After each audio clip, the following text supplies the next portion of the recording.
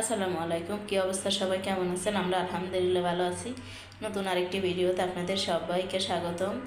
যারা ভিডিওটি ক্লিক করেছেন শুরুতে একটা লাইক দিয়ে দিবেন। আপনার একটা লাইক আমার অনেক অনেক প্রয়োজন, আমাকে কাজের উৎসাহ দিবে, আমাকে আমার এই ভিডিওটা অন্যদের কাছে পৌঁছে দিবে। তো সবার কাছে যদি ভিডিওটা ভালো লাগে তাহলে লাইক দিবেন, একটা সাবস্ক্রাইব করে দিবেন।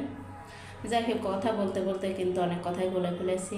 ইদানিং কিন্তু সবজির দামটা খুবই, শীতের সময় তারপরেও সবজির দাম একদম কমতেছে না।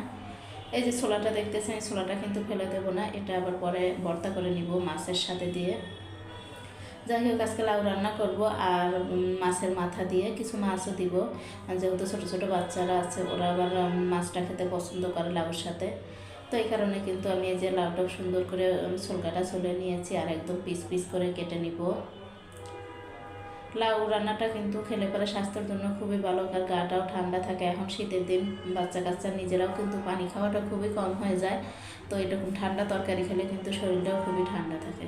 ইদানিং আমাদের বাসায় খুবই পানির সমস্যা করতেছে, সবসময় পানি ধরে রাখতে হয়। তো কলসিতে কিন্তু সবসময় পানি ধরে রাখি। লাউটা এই যে আমি কিছুটা কেটে পানিতে ভিজিয়ে দিয়েছি, বাদ বাকিটা পরে কেটে নিব। এই পাশে আমি চুলায় কড়াই বসিয়ে দিয়েছি, জিরা ফোড়ন দিয়ে দিলাম, মশলা দিয়ে দিলাম। দুটো ছোটো বাচ্চা নিয়ে রান্না করা খুবই কষ্ট হয়ে যায়, আর অনেক তাড়াহুড়োর মধ্যে আসলে রান্না করি। ওদেরকে এখন ঘুম পাড়িয়ে দিয়েছি, এই ফাঁকে আমি রান্নাটা করে নিব। ভাত রান্না করা হয়ে গেছে আর লাউটা রান্না করব। লাউর তরকারিটা কিন্তু ঠান্ডা হলেই বেশি মজা লাগে, তো সেই কারণে তাড়াহুড়োর মধ্যে একটু রান্না করতেছি। ওরা আব্বু আবার অফিস থেকে চলে আসবে, দুটো মেয়ে স্কুলে গিয়েছে, ওরাও চলে আসবে। কথা বলতে বলতে এই তো হলুদ গুঁড়ো, মরিচ গুঁড়ো, জিরা ধনে গুঁড়ো দিয়ে দিয়েছি, একটু বাটা মশলাও দিয়েছি, লবণ দিয়ে কিন্তু মশলাটা সুন্দর মতো কষিয়ে নিব। তো মশলাটা কষানোর পরে আমি এই তো সবুজ সবুজ কাঁচামরিচ দিয়ে দিলাম আর মাছের মাথা কিছু মাছও দিয়ে দেবো।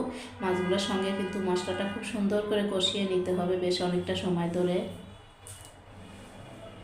তো মশলার সঙ্গে কিন্তু মাছটাই তো আমি মেখে নিচ্ছি, ঢাকনা দিয়ে প্রায় 5-7 মিনিটের মতো আমি কষিয়ে নিব, তাহলে কিন্তু মাছটা খেতেও মজা হবে আর লাউটাও মজা হবে।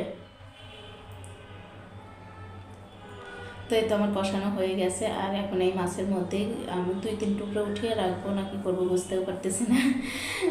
তো এর মধ্যে কিন্তু লাউটাও দিয়ে দিলাম, আর লাউটা দিয়ে কিন্তু খুব সুন্দর করে কষিয়ে নিব। লাউ দেওয়ার পরে আর পানি দেওয়ার মনে হতেছে না দরকার হবে, লাউ থেকে কিন্তু প্রচুর পরিমাণে পানি ওঠে। আর এই তো দেখেন, এই কাঁটাগুলো কিন্তু যখন যেটা পাবো আমি এরকম করে খুঁটে খুঁটে ফেলে দিব। তো এখন ঢাকনা দিয়ে দিব আর দেখি লাউ থেকে কতটুকু পানি ওঠে।